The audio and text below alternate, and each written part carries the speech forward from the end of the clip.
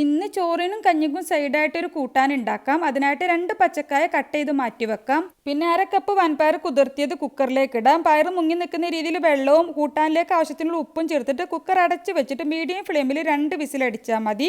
വെന്തിട്ടുള്ള പയറിലേക്ക് പച്ചക്കായ ചേർത്തിട്ട് ഒന്ന് മിക്സ് ചെയ്തതിന് ശേഷം കുക്കർ അടച്ച് വെച്ചിട്ട് മീഡിയം ഫ്ലെയിമിൽ 2 വിസിലടിക്കാം. ഇനി 1/4 കപ്പ് ചിരുവിയ തേങ്ങ, 3 ചെറിയ ഉള്ളി, 2 വെളുത്തുള്ളി, എരിവിനായിട്ടുള്ള പച്ചമുളക്, 1/4 ടീസ്പൂൺ മഞ്ഞൾപ്പൊടി, 1 തണ്ട് കറിവേപ്പില കൂടി നന്നായിട്ടും ചതച്ചെടുക്കാം. ഇനി പാനിലേക്ക് വെളിച്ചെണ്ണ ഒഴിക്കുക. 1/2 ടീസ്പൂൺ കടുകിട്ട് പൊട്ടുമ്പോൾ 2 വറ്റൽമുളകും കറിവേപ്പില കൂടി ചേർത്തിട്ട് ഒന്ന് മിക്സ് ആക്കി എടുക്കാം.